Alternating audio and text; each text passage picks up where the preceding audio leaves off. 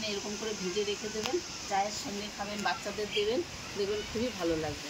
এই দেখুন হাতে চাপ দিলে একদম মুড়মুড় করে ভেঙে যাচ্ছে। এই দেখুন।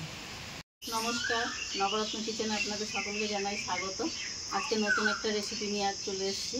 আজকে করব ঝুরি ভাজা। তা আপনারা প্রথম থেকে শেষ পর্যন্ত ভিডিওটা সম্পূর্ণ দেখতে থাকুন, আশা করছি আপনাদের ভালো লাগবে।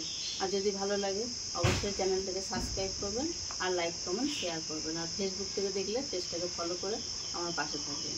তা আজকে এই ঝুরি ভাজা বানানোর জন্য এখানে নিয়েছি আমি বেসন। এখানে 250 গ্রাম বেসন আছে। প্রথমে আমি বেসনটা একটা চালনার সাহায্যে চেলে নেব।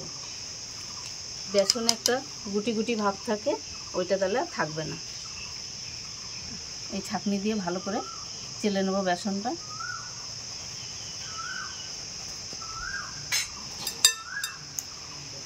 এই বেসনটা চালার পরে এই যে একটু গুটি গুটি আছে, এগুলো আমি কি গুটি গুটিগুলো ভেঙে দেবো।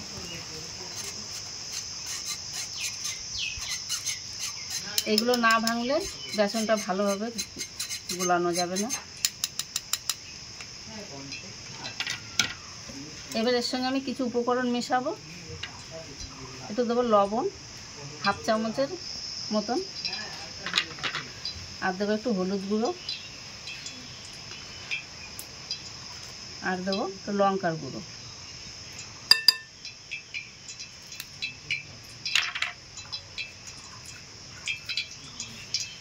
আর দেবো সামান্য পরিমাণে হিং। তাহলে ঝুরি ভাজাটা খেতেও ভালো লাগবে আর অনেক দিন পর্যন্ত রাখা যাবে। আর নিয়েছি এখানে খাবার সোডা, 1 চিমটি পরিমাণে খাবার সোডা দেবো। আর দেবো এখানে একটু জোয়ান। এটা জোয়ানটা আমি একটু ভেজে রেখেছিলাম, এই জোয়ানটা দেবো। এই জোয়ানটা দিলে পরে দারুণ একটা স্বাদ আসবে। একটু হাতে ডলে নিচ্ছি আমি।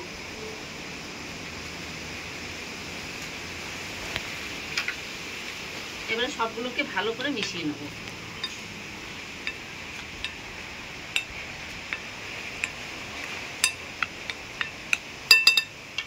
আর এখানে আমি কড়াই বসিয়ে কিছুটা তেল গরম হতে দিয়েছি। এই 1 হাতা তেল আমি বেসনের উপর দিয়ে দেবো। সাদা তেল এখানে দিয়েছিলাম আমি, সাদা তেল দেব। এই যে 1 হাতা তেল এই বেসনের সঙ্গে দিয়ে দেবো। এবারে এটাকে আমি ভালো করে একবার মিশিয়ে নেব। চামচে করে মেশাচ্ছি কারণ তেলটা গরম। তারপর আমি হাত দিয়ে ভালো করে মিশিয়ে নেব।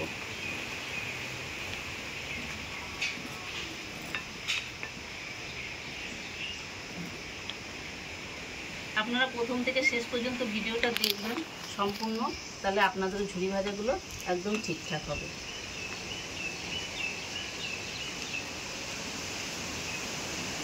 আর এখানে নিয়েছি সামান্য একটু রসুন বাটা আর একটু আদা বাটা। এটাকে একটু জলে গুলে নেবো আমি। আদা বাটাটা দেবো না, আমি এর রসটা দেবো, একটু জলটা।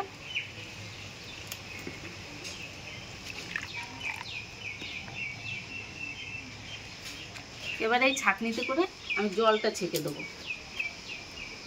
আর আদা রসুন একটু আঁশ আছে, ওগুলো আর তাহলে থাকবে না।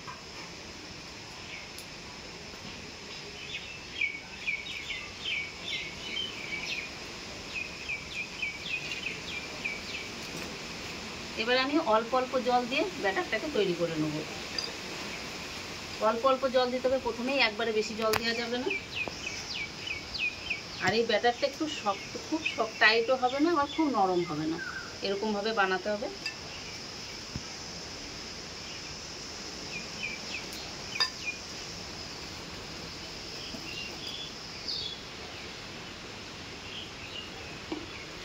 বেসনটাকে এরকম একটু টাইট রেখেছি। এটাকে 5 থেকে 7 মিনিট ভালো করে ফেটিয়ে নিতে হবে, তাহলে বেসনটা খুব সুন্দর একটা ইয়ে আসবে। আর একটু নরম হয়ে যাবে ফেটাতে ফেটাতে। আর এই কাজটা খুব ভালোভাবে করতে হবে, বেসনটা ফেটাতে হবে, নাহলে ঝুরি ভাজাগুলো ভালো ফুলবে না আর মুচমুচেও হবে না। এবার বেসনটা আমার 5 থেকে 7 মিনিট আমি ভালো করে ফেটিয়ে নিয়েছি। আর বেসনের ঘনত্বটা এরকম আছে। আর রঙটাও দেখুন অনেকটা আগের থেকে একটু সাদা হয়ে গেছে। আর ঘনত্বটা এরকমভাবে পড়বে উপর থেকে, তাহলেই জানতে হবে বেসনটা ঠিকঠাক তৈরি হয়ে গেছে। তাহলে ঝুরি ভাজার জন্য বেসনটা রেডি হয়ে গেছে। আমি হাতটা ধুয়ে পরিষ্কার করে আসি, তারপরে দেখাচ্ছি আমি কী করে করব।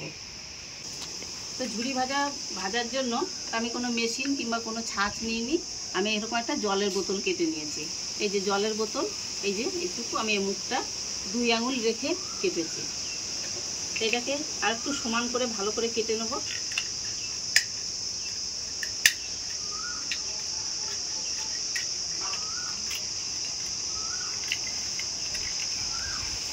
এই দেখুন, এটাকে সমান করে আমি কেটে নিয়েছি। আর একটা পেরেক নিয়েছি। আমি এবারে বোতলের এই ঢাকনাটা ফুটো করে নেব। এই ঢাকনাটাকে, এই পেরেকটা গরম করে ফুটো করে নেবো। তাই একটা মোমবাতি ধরে নিয়েছি, তাহলে পেরেকটা গরম করে নিই একটু। পেরেকটা গরম করে নিয়েছি, এবার আমি ফুটো করে নিই।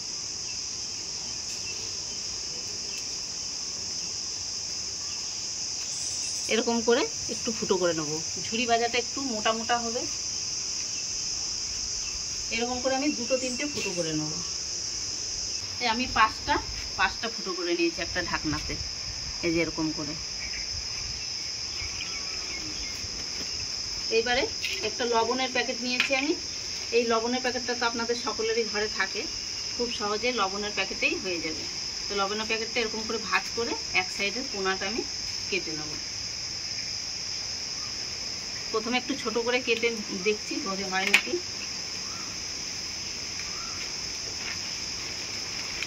এরকম করে ভেতর থেকে ভরে নেব।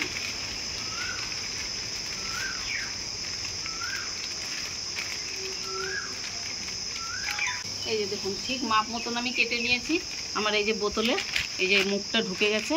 এবার আমি ঢাকনাটাকে লাগিয়ে নেব। আর এটা মাপ মতন কাটতে হবে, খুব বড় হয়ে গেলে কিন্তু এই ব্যাটারটাই পাশ দিয়ে বেরিয়ে যাবে। এবার আমি ঢাকনাটাকে ভালো করে টাইট করে লাগিয়ে নেব।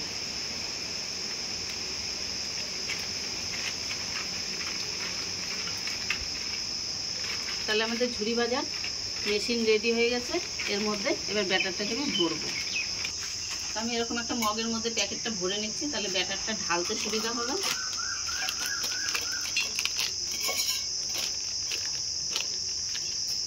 আর এখানে আমি তেল আগে থেকেই কড়াইয়ে বসিয়ে রেখেছি গরম হওয়ার জন্য। এবার ব্যাটারটা আমি ঢেলে নেব।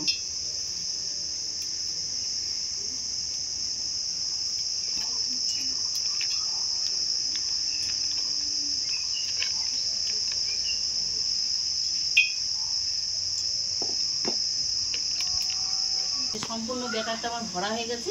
এই মুখে একটা রাবার লাগিয়ে নেব, তাহলে উপর দিয়ে আমার এই ব্যাটারটা বেরিয়ে আসবে না।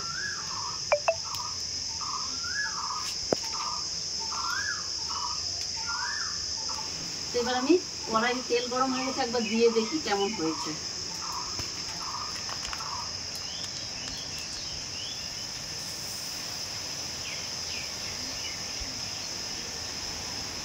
প্রথমে একটু শেপটা উল্টো পাল্টা হবে, তারপরে আস্তে আস্তে ঠিক হয়ে যাবে।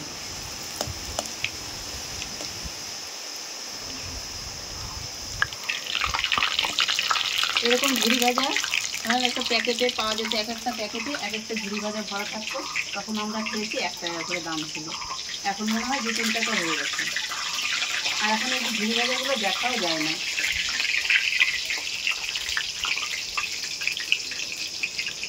সুন্দর লাল করে আমি ভেজে নিয়েছি, একদম ঝুরি ভাজার মতনই কালারটা এসছে। এবার আমি এটা তুলে নিলাম। একইভাবে এরকম করে আমি ঝুরি ভাজাগুলো দেবো।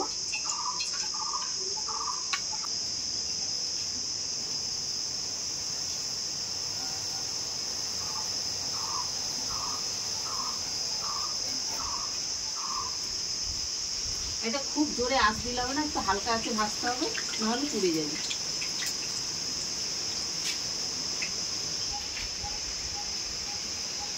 এই দেখুন, আমার আর একটা ঝুরি ভাজা হয়ে গেছে। দেখুন একদম দোকানের মতন লাগছে দেখতে।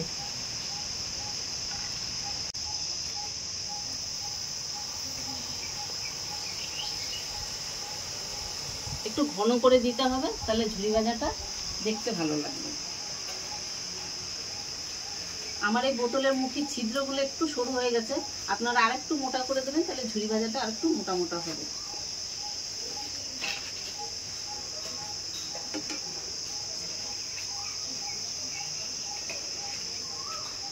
এই দেখুন আমার সব ঝুরি ভাজাগুলো ভাজা হয়ে গেছে। আর কতগুলো হয়েছে দেখুন ঝুড়ি ভাজা, এক প্লেট ভর্তি হয়েছে।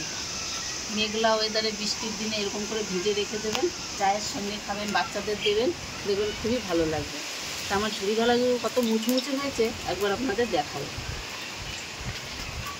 এই দেখুন, হাতে চাপ দিলে একদম মুড়মুড় করে ভেঙে যাচ্ছে। এই দেখুন, আর এগুলো কৌটো ভরে আপনারা অনেক দিন রেখে খেতে পারবেন। তা আমার এই ঝুড়ি ভাজার রেসিপি আপনাদের কেমন লাগলো অবশ্যই কমেন্ট করে জানাবেন। যদি ভালো লেগে থাকে তাহলে চ্যানেলটাকে সাবস্ক্রাইব করে আমার পাশে থাকবেন। ধন্যবাদ।